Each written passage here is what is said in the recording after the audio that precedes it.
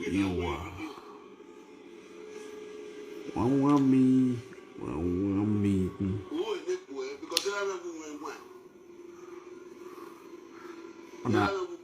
Ona gami soso pekus. Ewia. Wono gbe Pampers. Ta wi je na mara e. Degena. Nkai na to gbe Pampers.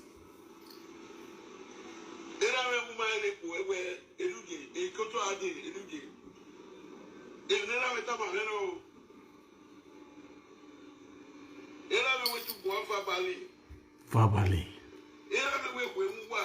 Okay, but be again.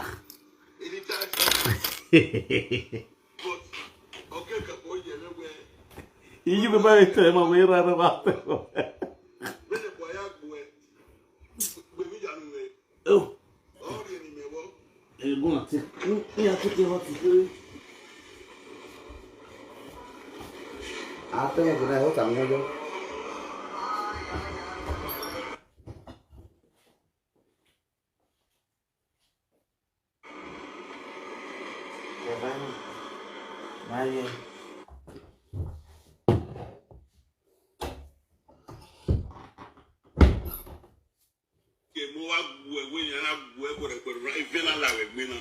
What are you talking about? You ticket to Nigeria.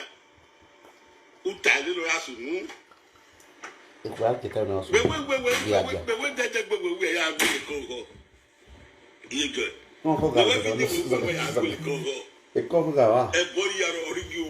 oh, yeah, I did not put no support. You give all you, my brother.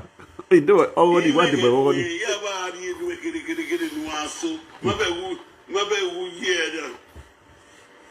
Oh, it's Yamino Yak. Beg me, my brother. Beg me. I beg me. Beg me. Oh, let you go away. Easy go. Oh, that from one mamma, oh, la mamma, and I see boy. Back. Where we see. Oh, look. Where see? Was that? We were. You make a more winner. Oh, boy, like me. I want Tayan men no way. You have a Emian metal. When we are the coe, when we are Musoke Padio, a doe. Okay. When we are Madame, you guy. A quick word, we are the idea. One of the bouquet. One of the bouquet. It may weigh what liquor secret in it. When I kick the Malika secret in it, it make your mamma boy out of give a magno. It may weigh what the liquor secret in it. When it's you know, can have beauty coe. Be a gecko. Then we have a live video with a will not be any player. It comes with boy, but the movie, eh? Go without going. In your book, when I wear a bow over their wearing.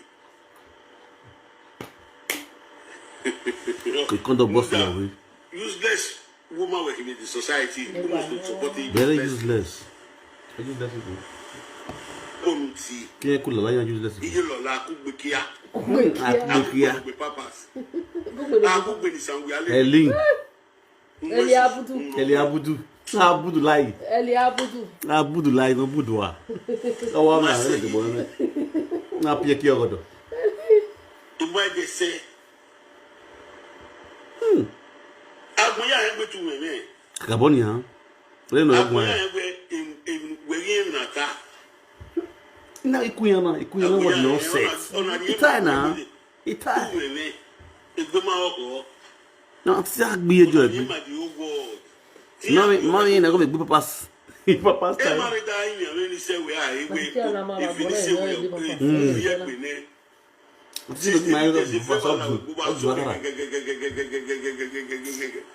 Disguagua. Ebony Milaki, Yaton, where you couple with the put you in.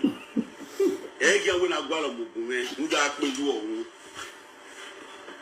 Ebony Milaki, Yaton, where you put you in, talk. Oh, man, I go where you can. We might be keke. Milaki, only give you. You and the organic cream with berry. The organic cream. Even again, where don't say, Usaguza. Look, Bonak Bawe, Omobonak Bawe. The training, you know, the training. The training. We know you tell no matter send madam. Una mo madam you gonna let this people say speak one we are rate now we are in one room. Mami odo. Una kwe owo ko kare fo no gbon wa o gbe no gbon wa ni. Oni epa idahosa. Epa idahosa. This one a true life story. This one we have to say the talk on a true life story. No, this one is saga. This is true life story. So we do marriage. We no gbon wa. A woman not do police we marriage. True life story. So not be. I don't want to talk about this. You don't know what to tell me. True life story. Ati wa ta lo na. Ya kala le gari lo to ma ni. To bi do asaga wani. Ogu agun wa. Uwe ga itoni agbodo mugbe. Even me where Papa yet we go Papa say trust to we yo. We hear step Papa to na show we so.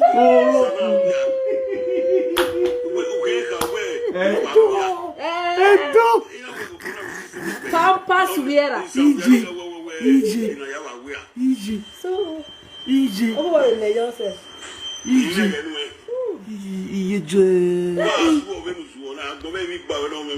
Kai. Was in Nigeria, eh? Kai. So tia jo wa papas. Jesus is Lord. De gagbon. Eri kai. Kai. Abuduri owa. Madam Pampers. So a Pampers we gba ko do wa for life no da ri ka no anya ayo ahie ko to. Onene bigwe wa. O jama kwada. Wa ye gbo you know Pampers gwaleke titi. Wa yo ye kia de ga gmoni.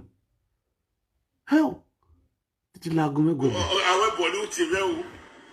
Uti re ni ka mi ya we ni mi asu nu e o. No boy agbe o wa ulala of your work. No wa ulala o wa fi o gege. Ne kwemu 30 character no me na aya ko da fun gwe gwa. Bo we la ko gwe gwa re o go ba mi kan. 30 character we na nwe susu na no bi na. Imani egbuwe kere ni wa gbo kene jade we na wa fi ose. Agboya yin ame ni so obo be yare life ni yin ame ni so obo. Eri ma no ko call me go why we na say you we over mo ko. Oen o fe na gbo we tu me. O sa gyo salodion. Oni anini. Àwọn collect ebo nu tie ni ya fefefe we no tani we no da we so ki awu we na o ga o gwi ne we no da we say we ne o kombe wo ko iku ya na wa concern live di na go wa no e wu ya de push o wa fi gege awe ya gi ba wu ni awe ya gi ba wu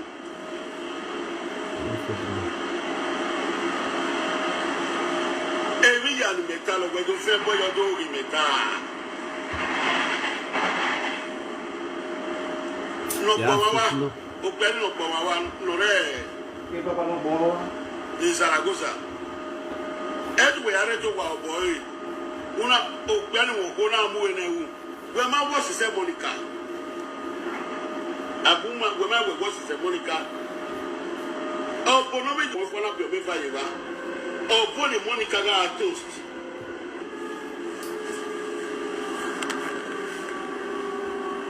Oh, in the boy, because I have a woman wine.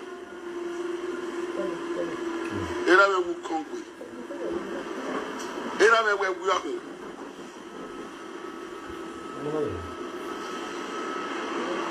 I have a way we are.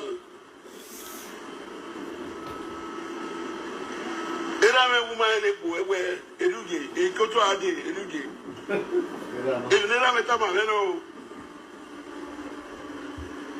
era me we to go for Bali. Era me we mwa.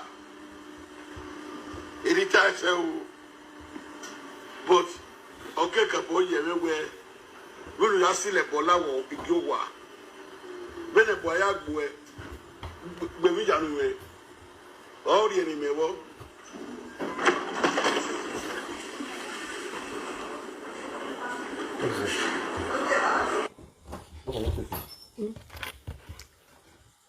What are you looking, baby girl? It ain't where. It ain't where. Right when you went gym. Right when you said you that. Where? Ye jere. Li. Abudu. You get Pampers of back. When you went be a went bog.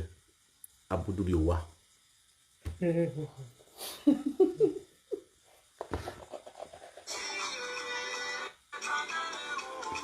Era me ye joro ya mo bu ke Nigeria re oboro obodo ala lo boze la lo he kan oboro yi.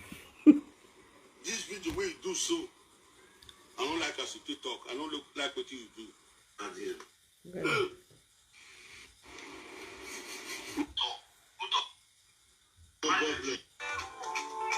Aizu ase. Aizu ase de zu ase. Ona ukono investor. Igbe ma be na fe. Awon so wo dan eyan. Nwe susu eyan. Igbe ma yana la re dugbon waye.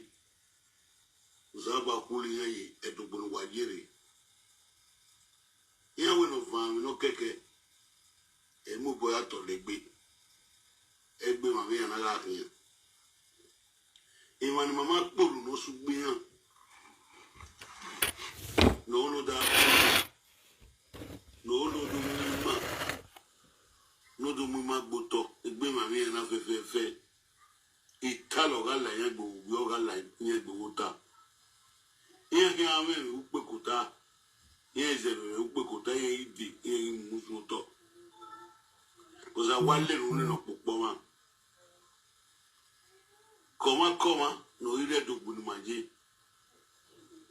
Ni mati ori mane. No do kari emu ma gboto webu. Mama u no tale ni ma. No do ka wuyo guese. No do ka wuyo guase. Obi mara ku niya. Eyo yangi. Once you know we marriage. The police don't muya order for we marriage. Yeah, we are manicanao. Yeah, we marriage. The police not do muya for we marriage. Once you know, no do go marry. No do 5,000 €. Ona we abama o mani o give court. Yeah, we are. When I saw left, so there, Madame Bugbagmona. A master on Wawaka where Wawagi where in Genu people. No respect to winner. Oh, Ogian or Bugbe. Yes, 1, 2, Ogian Qualeba. I'm going to beg away. It was done. No. It was done near Guewa. We love you, Mary. If we can't you let it be my way on here. Anyway, it will waba. It will white tail over here. Ne. We must so call him, eh? He wants to call him for Belgium. He wants to call him from Barcelona. He had to tell them, Obama, Sharon OKPAMEN, who know, or social media now. If you had to know, here we get that money, Abu Yanso. So, Papa, if no young man, I went to feel it. He can't you boss sick, no, Hana. And I will know you before Vagun, or what then. I got begging in Europe more way. aga bere ni Europe mogwe we ima gi wa magbon ma ya gi wa magbon ni ifigi la yan gbe iwo ko ma do gi yan magbon ni ifigi la yan gbe na gbo meke na gbagbe wa we ni meke na wo ni akun so ibi edu no go me ye we get degbe ni abo yan so e maso no here a proof ogoma ona no abi ona we mi ego 25,000 we are we bene e police gi mo mani ona ukpono ge restore ona ato gbe ukpona yen with us ogbon yen ona we ye pole lo mani nya ona we ogbe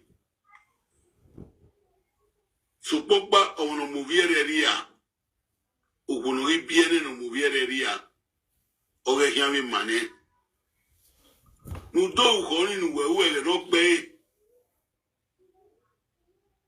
we ko ni obi we na ro du pe ne we mogo maria but all way you the nena obi omo bonoga gu ogo we adu ekina obi omo boni wo the nena wo ye the nena oni o se ni agu yogbo ewo ho so popano agi de gbele matiebo but no baloni magari enia iya da no mana ho udu da unya gwa iya rule la wa inwe kam wa bana bo monica to wari akwe ke do pe video ke do meze do ya when you book ke mu monica kere da adi tomorrow na wa drag monica tomorrow will be weekend Saturday Sunday now want to drag monica Muna no worry, Muna you relax. Tomorrow will be Sunday, Saturday. I mean to say. Now I want to drag Monica for CC body. Well, drag you enjoy for CC Monica.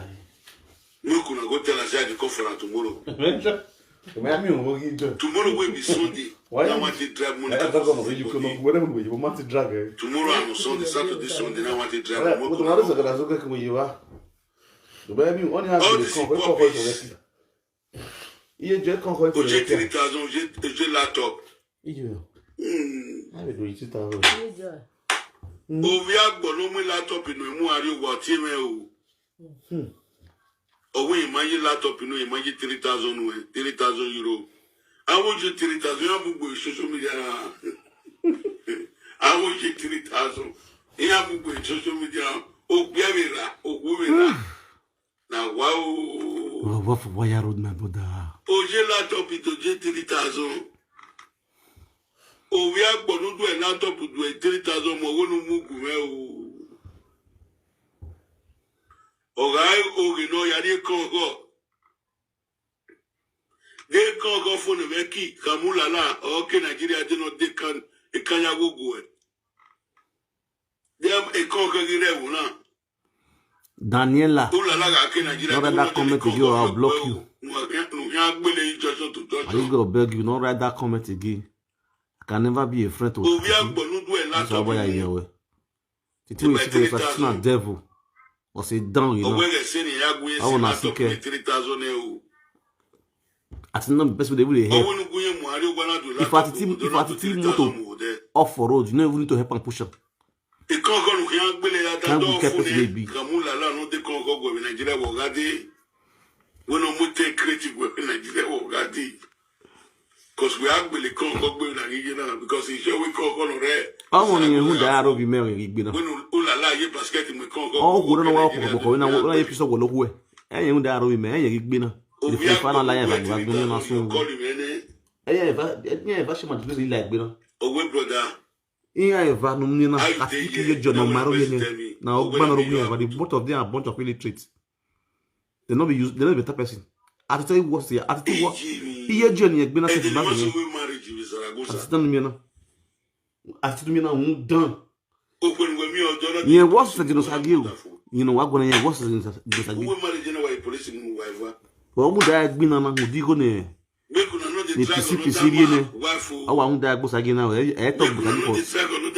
See, let me tell you the truth. I think when you for honesty's sake or for normal level, if not because of the benefit he's going to get from it. You understand? Anyway, if you go and Sage because why? You understand? Sage but Atiti Disguagua now because of Higone PC Arena. It's not because of the truth about what is Osage done as. Atiti was Osage. Atiti Dumina. Done or Agbono Remino. Atiti no Wadena. Done or Agbono Remi. Ewan, Omagbon, Omana Sike. Ye Joy Sikoina. All on the way we do pass. Since then, you just whip pass. Did anybody know? Oh, do I did laugh? I'm not going to make me laugh.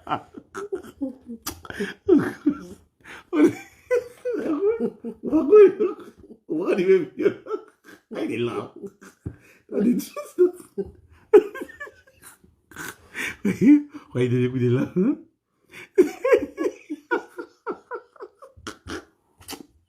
I'm dying. Ella solo hizo ahí lloró ahí Ella solo hizo ahí lloró ni babona ila ni babona fiekuni ora ya Epa Atiti. They want prepare more. Ai te vem ya do gbe papa. Yeah, papa. Papa.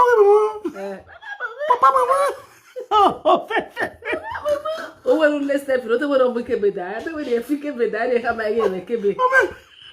Papa se acha. Ele traz tu no jo, é só tu so com.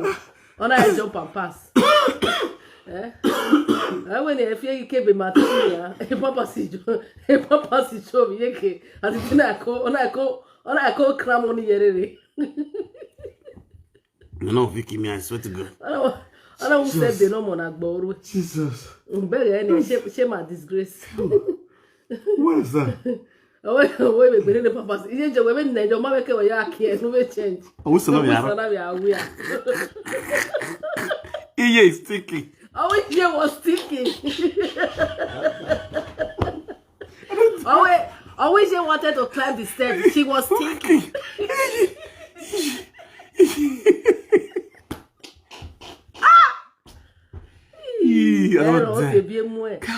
So you be stinking. You want bevav. Bevav. Ule agbe geko. Le agbe buzakarazuka. Atete aye ya kongu ya si ya emwe la hotel ya kiyeke. Kiyeke fione. Ya de Pampers. Not if your boy you pull. Oh, Vena small. Hey, Papa, si saron no we I make it ari. Era se dai. Era we digere ni bi aga no Papa. As like you very. And it is a bad guy. If you want to kill the Papa, you know what we are bonisa. When we are bonisa, no one you can give a better select. Yes. Oh, me no, so nobody get it. Beg me, me tell you, my God, beg you. I got it in a bad guy. And I go cram me. They don't come away. Oh my God, you can't work anyhow. Not the time you have with Pampers here. Oh my God. As the daughter, the extra large of bow, make it a bar. When I am bad. It's a give up. I don't feel love. Oh, I kind of want to run in your own sunu. Really want that. Hallelujah. We don't want that. Are you a fake what? Oh, you got that. Are you at the Tanta? Are you with Tanta? Vianney, I remember no go Papa say when he say ya stinky, AJ was stinky. AJ is stinky, man. Yo, I don't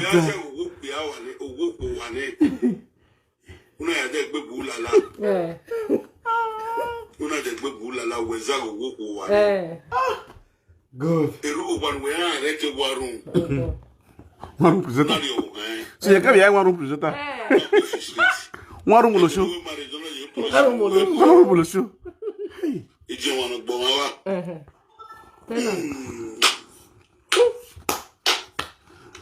Oh, we are but you know.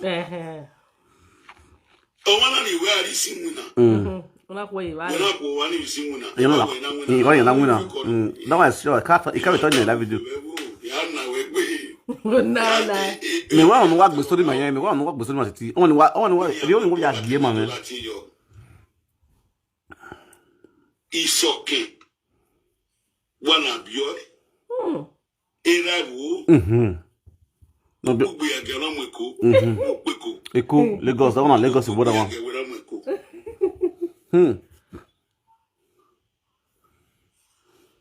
Oh, can we till not deport with Zaragoza joy, no Harry Barcelona. Yeah, well, you could. No, do go wait the big, wonderful. Don't wait the big, wonderful. Okay, I leave the police station, police not die. 5,000 ironi. Akugbe. Where the end of the game. When the game is to say, I take deported 2 months away police station. I take deported away. Oh, okay. We are see me bina. You see like. We do ya see me bina. On now. Okay. Evil woman. Love it to Sas. Good evening, my darling. Again, we're here proving now. No, yeah, we be.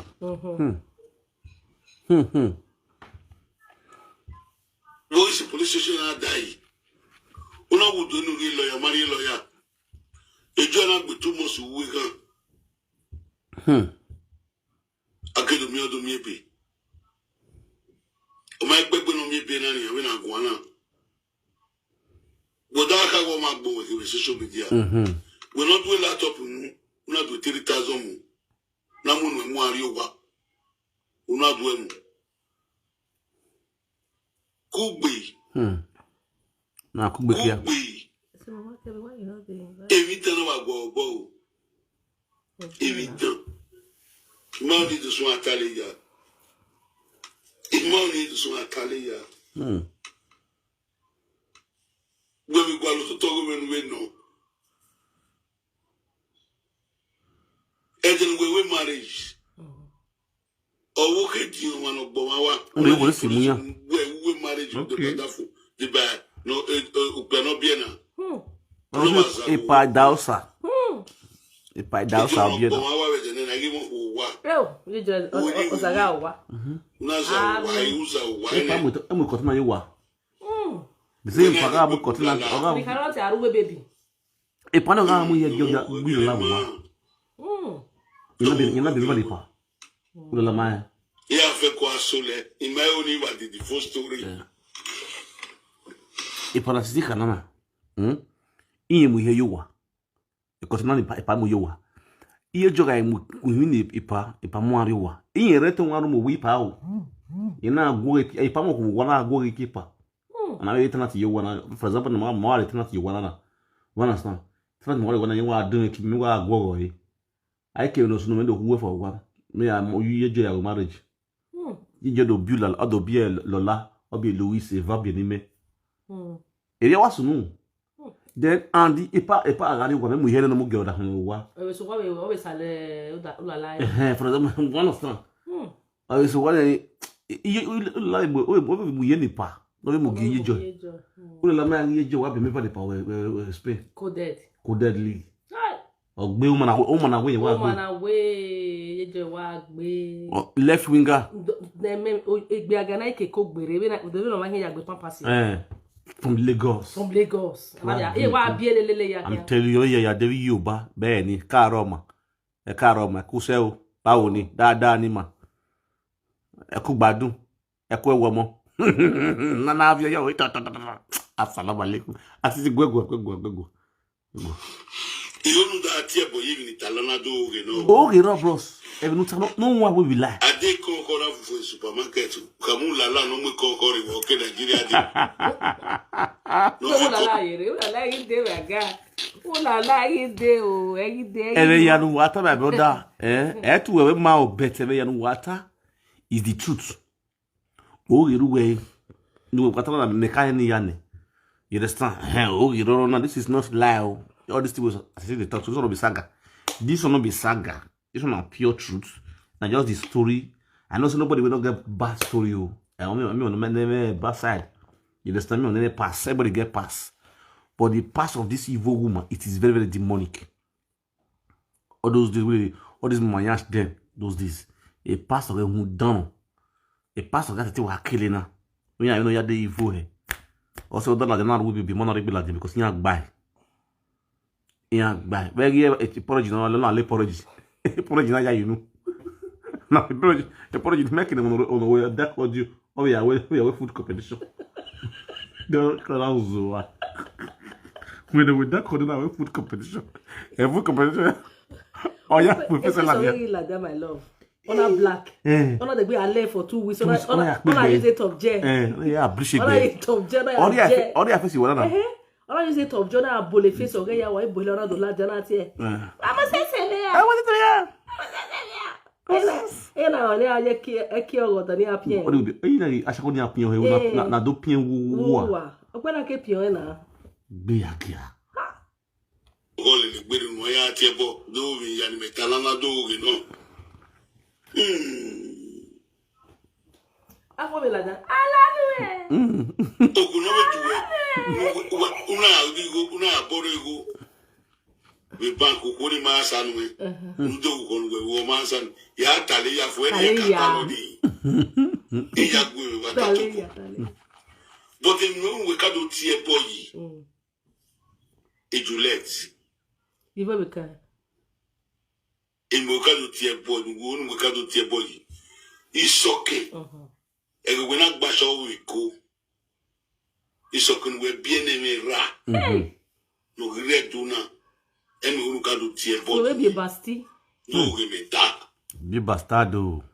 Enjoy. E basti bi e wa moji. E wona we gbongo. E wona we gie. Almost o 3 years ma 3 father. We no be ni pe a. E me ma be ni pe a. Iwa mo la ye jo egbe ko ya ni ka.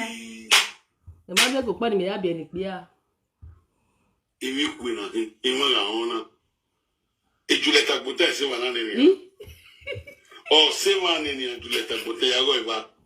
Iba. Boni ku ya gba lo ni ya mari ya go iba oreba. Okay. Amen. We na we gie Julieta gbota 3 papa we na we gie. Owe Julieta we ma so we ni ya. E mo ya ni e biele ya ri ya. Don't get my right. Okay, so can no run. We go we ga gbasha wo we go. Nu la la na mu hungu e to la la ga mu hungu we go. We ri ke ko po mu mu ari wa e we ya maru la la. E one we fio ye ga mi Italian deport. You deport yan no na le a this thing. O one we na mu one one presenter. We ni we no mu ya. Hey. Your history. The history. Major. Una de gbe pa, una bulala, una ko kon. We na gwa na joma no gbo wa. Yon ko wa. E won ko we na gwa na ni ya. Ani pa na o. O bi re ka mo ke le dagmo e. O ya re te waru, una so ari we. Na so ari kia o. E de we marriage. O ko no bien e joma no gbo wa to e police mu wa we marriage wa da fu we. We e joma no gbo wa. Wo be da gbo me live video. Oh, when we no you well like sing na we na fi kon we na. E Sandra. E to we well sing na no you well like sing we na fi kon we. Iwe ni ka wa so le so dere o. Il m'a only to tell the full story when we had time. Il m'a only to die. Oga me talona. Moi boron to tea. Oga me talo. No wa buko kono raw. It's okay. It's okay. Era wo. Ekodon gulo gwegbe. Come on. You win. It's okay, my arriving at Guana. 30-something years. Hey. I'll be 20-something years on my right. When you look community person, when you feel no agbo ya ga ona mo ko my romo. Go without what it go. Money tala because ya tala it you let agbo ta agbo egbe. Emilaki agbo egbe. La eboni milaki mu gbe no eboni milaki mu gbe bege ni kwa mu gume. Ida agbe yo. Mama ya mase. Ida agbe yo. So Monica to ari dia ke mo gbe na. Ya dere pano ebano gon ya mi na gbe. Agbo Saturday ke ya ku we. Anya tu la se nya yejo. Anya gbe pado wa ya le gbe yejo. Igwe ni kan mo ri ara ne. Wa ejule wa tie. Yeah. Wa se ti ni wa tie ni eni. Eli Abudu. Eli una gunu ye wese mi. Eli Abudu. Abudu de. Eli ma ori esu ni pe ni agbo ni bebe we ni a. Itale ba we. Iye we gbe. Eli Abudu yare be. Awe no wan so wa. Yo e. Any ya Cataloni. Here mind the story, more in the story. He argue with David Bogo argue with. In argue with. When the social media, when you document nowhere, it's okay. You have to know where I will.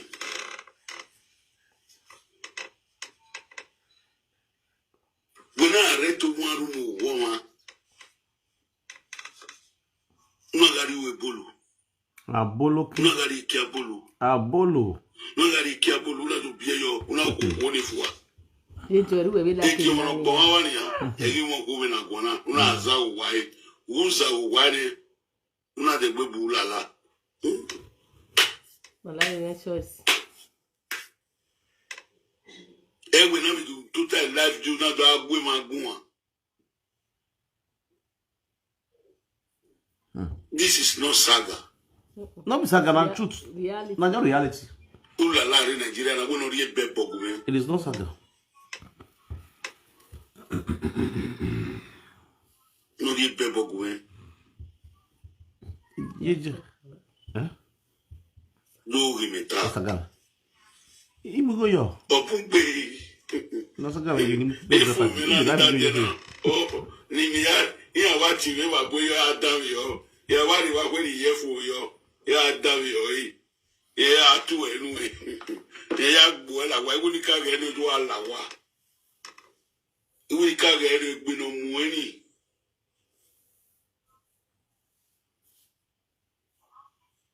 Igbe no mu eni. Ni na ka we be. Ai. Awo mozo kongbe. O te tamame. Owo ku na ma. O te tamame o. O te tamame. E no wa tamama mi ya ti agbeso. Abi ya ti agwa bi ko tana o e ma hu. O te tamame. Imari. Inati ya na atiti na yejo o magmo. Did no be papas. I don't know, man. Papa is Warison. Papa.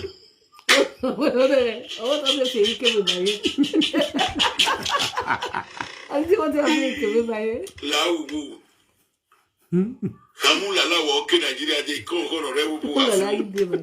No fi kon kon le gbe no ya gbele ye church. No ya memele le we Zaragoza.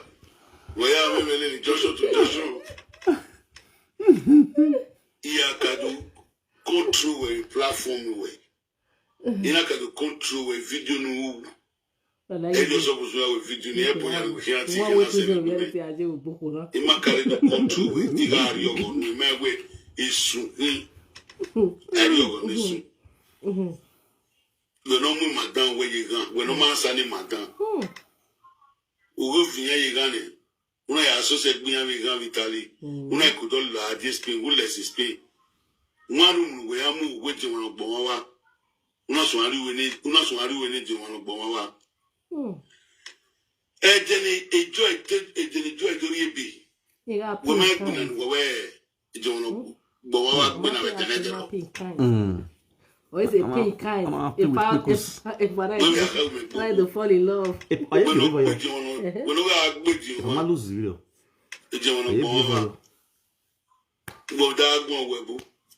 Don't know how to see me money. Us in money on just let's go. Money level. Na big boy, na big boy. Mana. But we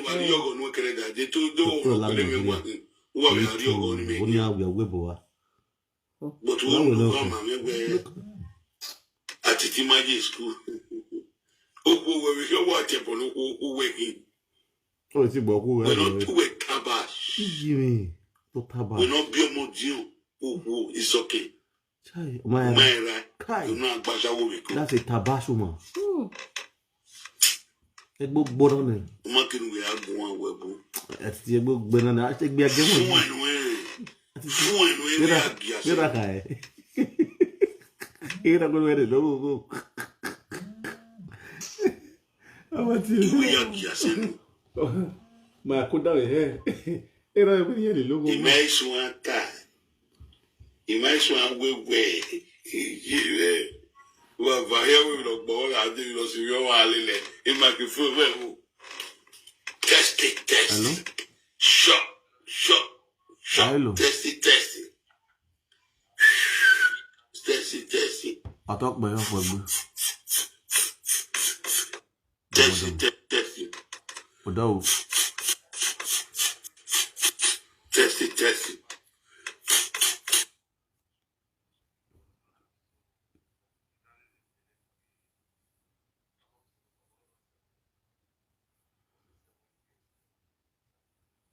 Yeah.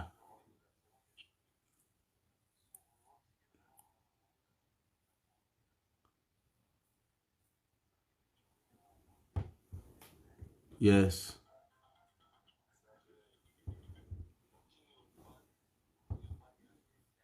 Yes.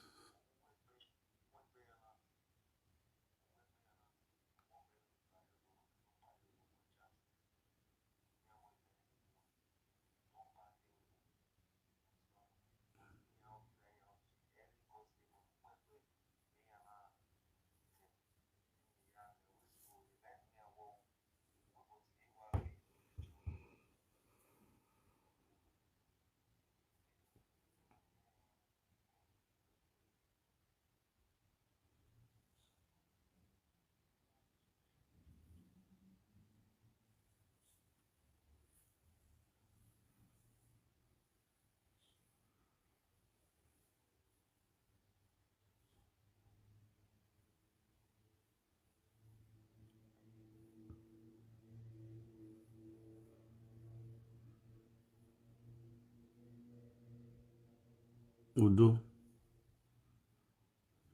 Yeah. Acabou.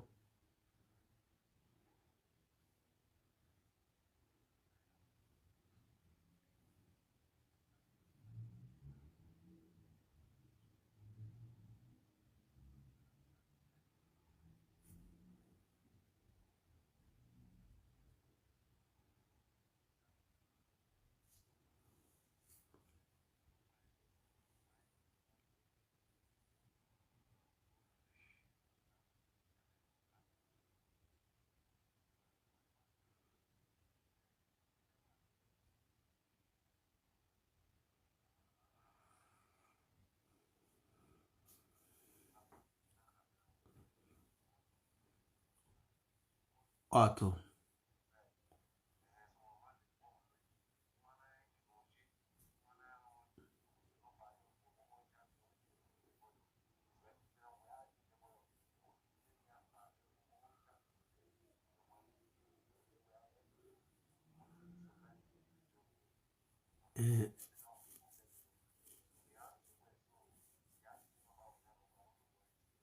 Well, when I soon were, when I were, if you don't even Yago Sakbolo, when it has it in a way. It's unfortunate where or those a picture got like their platform and could be coming out in a very wrong time. You understand? Also, know where my very salasi, my make bezo, you understand? Okuni salasi ya dekun. Okuni meka yuwaene, meka yuwane. You understand? Te wa amu guzemana mo kanungu na ribe kotigewa. You understand? You know? So, ijo ibe mawe segbe a ebe to nyina we awoti wa kwenfu na ma yeti kwenfu ma fe sagene gbe mo understand you know okay eme ya pasia e na see aye gem na ya ditali but ever since for the past 3 years 2021 na sun again na gbe oko me na we dori yoku ma second this year we marriage again na ma gbe oko family o kan gbe oko kan me you understand nana esala sin handori yin Iba me hando ka miye we mama ye wina. You understand? Ufi na so if family so la se que non ya akpole ya la dia. Because if you know ni uno. If you know call you to es in here rip. Because when you na egbi abandon yen. So egbi sa da so kan so fa e. O ya sin sa bolo we tai live video ni you na ide we you yourself sa bolo from the beginning to the end. A video like on stage you Osapolok bujitanu. You understand?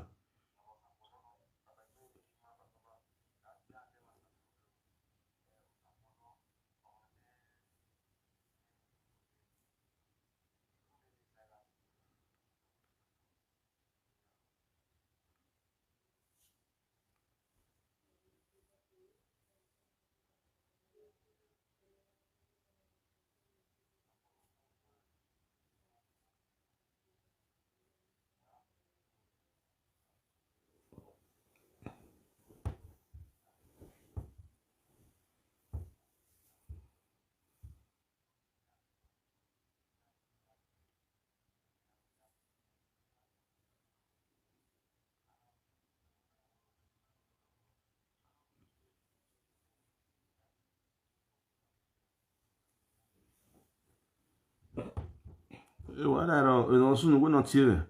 Understand? What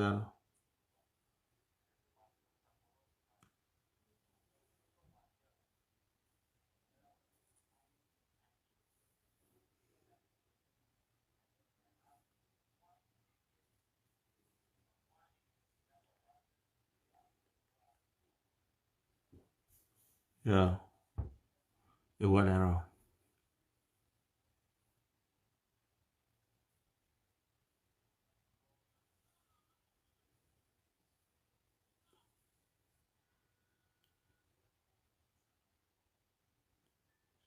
No problem.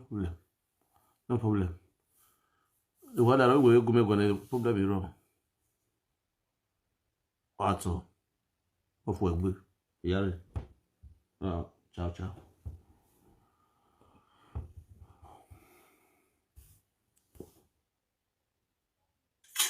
Test. We test. Okay, vie we la we. We no ya vie ke we la. E ko wa ri ni le. Ro wa so ke bu. Ra so ke. Ora gbele ko ya. Okay, on m'a senti de tipo que y a des talons l'autre. Okay, ma gwa we saga de, gbe saga de. I'm not doing saga with you, reality tamawe. We do come me, it is okay. We do come me. Edwe me ko bubu ya gawe ko. Ero money. E ko do boss. Awade kaye kodo ya. Jesus. Ye je we fo. Awake do agbe Pampers we. Test. He could cry now. He could cry now. We wait to go make me Atiti. Atiti go put all secret for social media. Atiti go put all secret for social media. Get joy. We only one 500. Hey. Una only Italia for 500. You got because How much? €100. You got money. A lot of people were doing. How wonder what you? He drove into 3,000 with or when I'm laptop in one, when I go, when I'm to 3,000, you are bought. So, Nadia, TV, Nadia. Odo Tama. Ori Nokpa. Eroni Boni. Unari Gogoni Noni. No, now we are Umari Tony who laptop. About 3,000 euro. Not do any joy. You are so very wicked. Yeah, I got a word.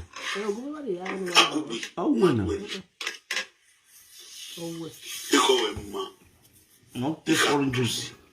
I get foreigner. Oh, me.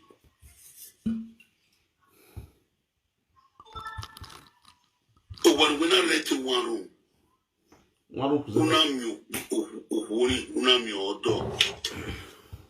the end of the day, my wife is enjoying with me here. No time to check I'm not a carry over. I don't know. Okay, la one year old hang Ula one no it's one of Bawa. Oh, come here. It's the house at the Bawa. It's one of Bawa Metia.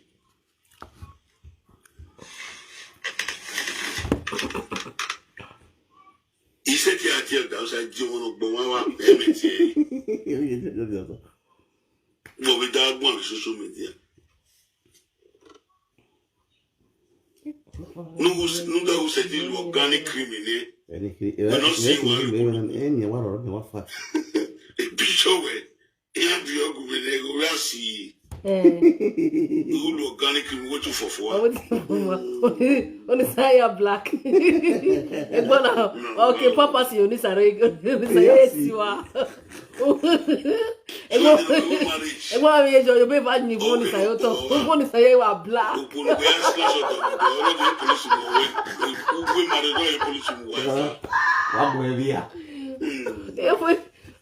Mama no say ni why Pampers ni mo. Oh, okay, I was you.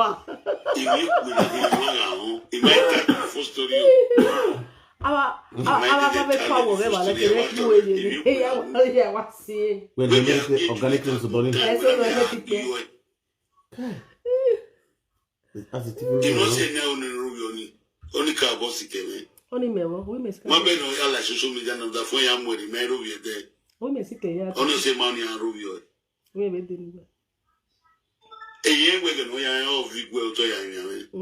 But of that for no you keki ani no me. No we me, but that go friend ye go.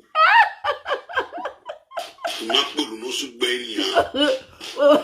Ati wa ko ri ya ko gbo pa. Olu bi gbe.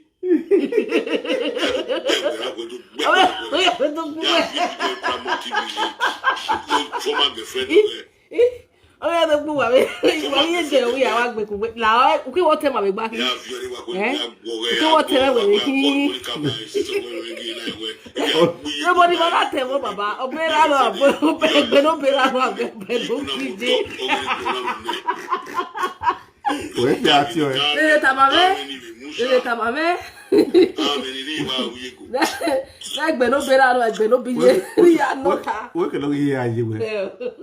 Yeah, what you put beer? You went to a book. Oh, we don't know.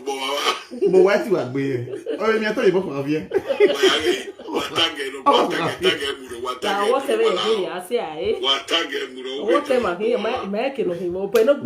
Oh, ẹgbẹ́ no bera no abe ẹgbẹ́ no bije kama me. You said you to book we are to see we make that do we yo to. What is it bad? What am I here? Oh, I would. We know it. Oh, yeah, I don't know. Be any jono bo. Okay. Una be nu lala. Una mo we ko. Yeah, feel lucky big. Do be you para kini. Eh, we. Do be you da kini. Eti e me. Yeah, Don't kill inside the book gumbo. Okoko.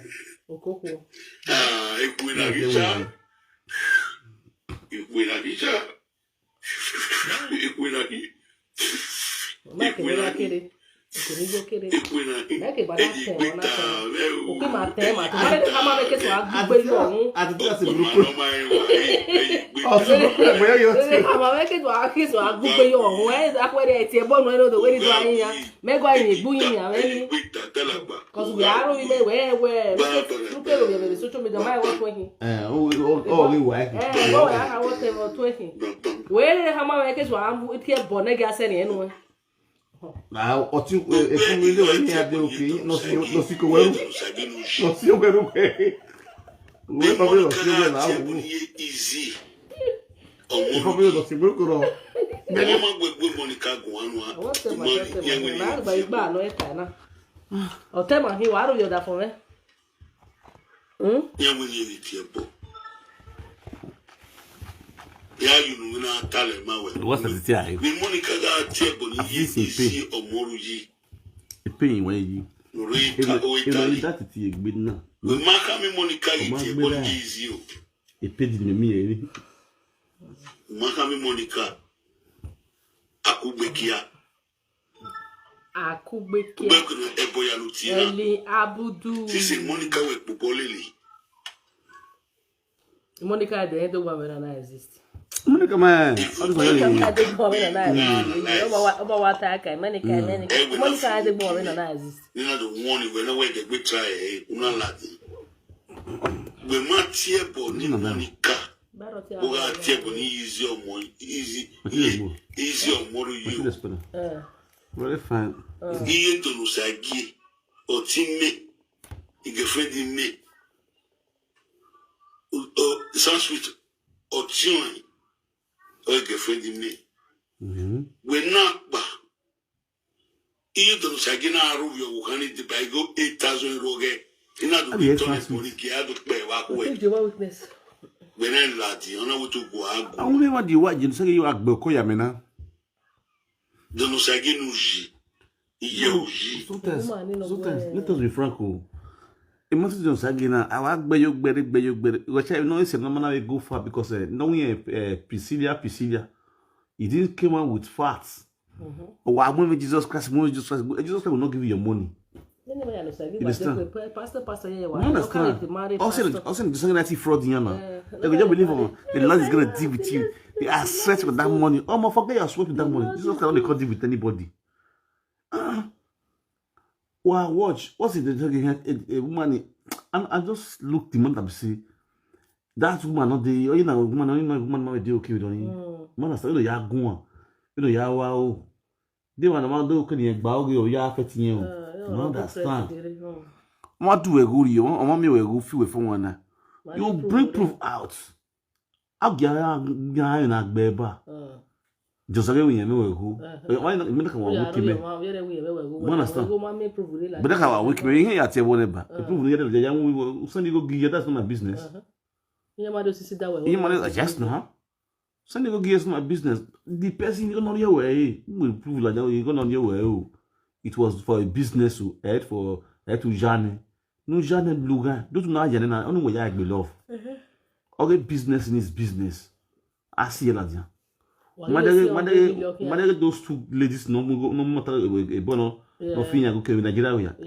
They give me proof. Na gele si go ni here have ma. Have ma. Na si go ni na pole la dia. Yin bi na mi giyan we gbe. Peacefully the boy na pay giyan because it was for borrow. My guy dash. Ni wa dash here was on na si dash here in dash okay. On no you cannot draw this one. More time na. On we yan na. Oh no, work by you. Where you tell by you buy a cowboy pay you tell you what is your na. But no borena, no go borena, not to pepper to happy. Simple. Everywhere on a read, you just give you a group does not have concrete evidence. Yeah, we 100 million. We give you 100 million. We are talking 100 million. 100 million. Why are you 100 million? How the 100 million? If you don't hear me, what you wear, the push not fight for me. I know how to fight my money. You see? Just must pay my money. Also, now I withdraw my film. Now I go now. I'm banana. God forbid. Another one like banana at all. One walk banana go didn't say for person. No, they waste no time. As I watched that woman video when he made that statement, I said no, God forbid. I banana no go now. Oh no, just get you happy or you collabore you like better in here. Come on near here.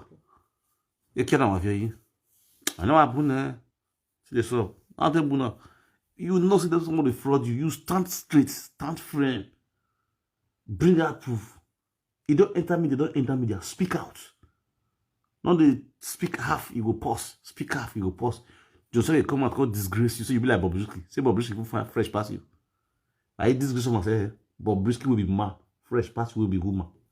What was the one other diversity where the going was good? Yeah. So I gave me a kunya yamoku away. You just lost $100 that woman go, Abi.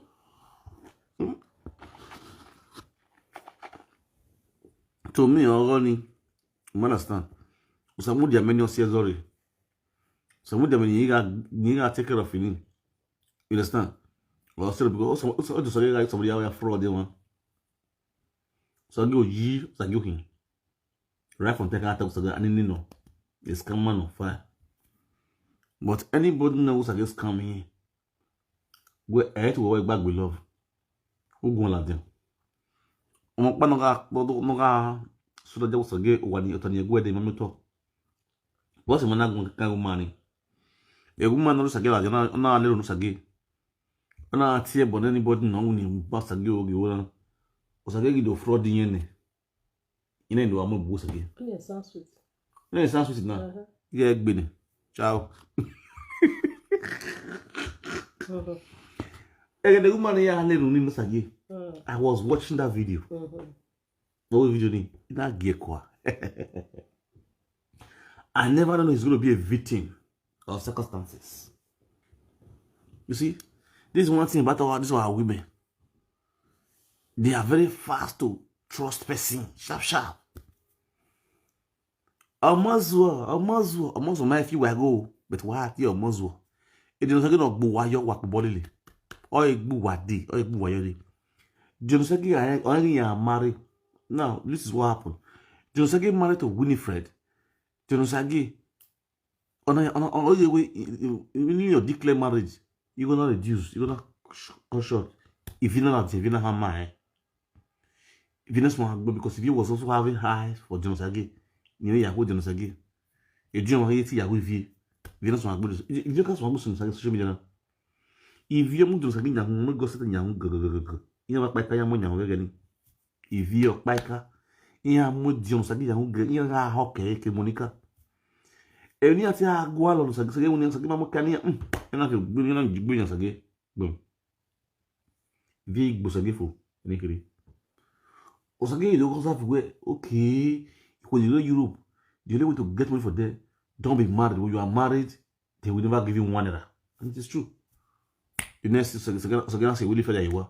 You know, Europe tour, hotel to hotel. Now you can't buzz out the dinner, and now you can't have the dinner make me so many years. On a go in your and that's one lag on it. You know, it didn't make me ever actually money by it will still brag about it, or they are arrogant about it. If you like to address you, oh, why is you wanna? Why you tell me buy? You guys are so poor. He's a dog.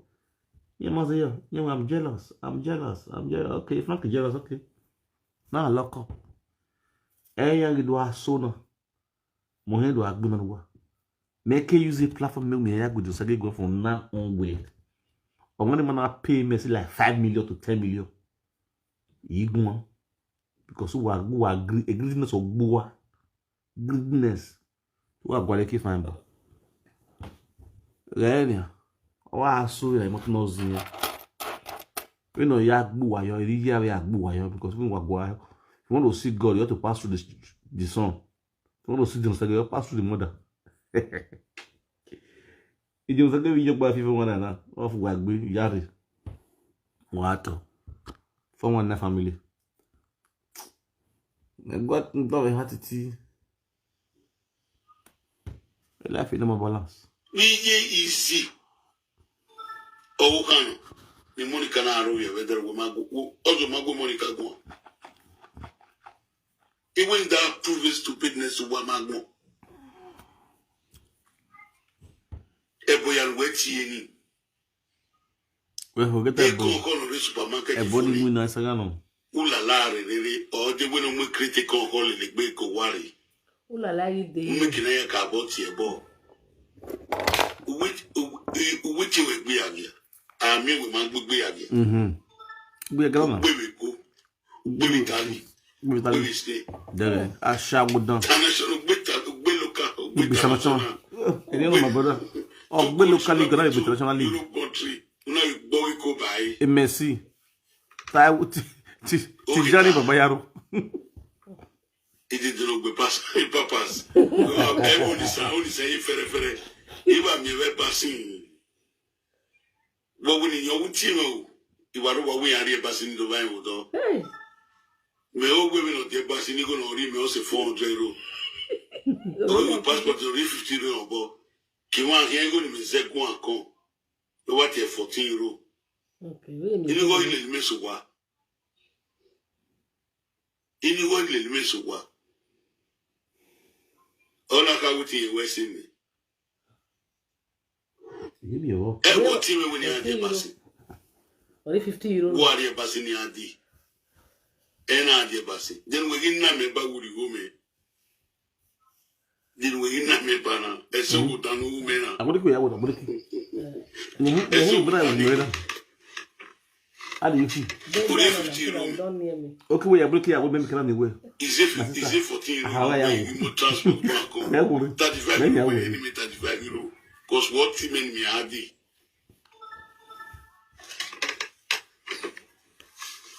What? I don't know. Now you see my coin passing. I find you is less work. I don't want to go do passport before. Oh yeah, we pepper. I didn't tell you give me 50 euro. I spent 14 euro for inside. How much don't remain? At least euro. But not with that one with the talk now.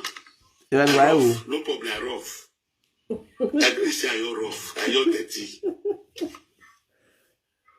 I don't know where you that day. You will find tomorrow. Didn't you make your domino? Yes, I Last time I checked. I was a little bit. Why will Papa see it? I saw you more. I saw you more. I saw. But your husband will not be. Easy.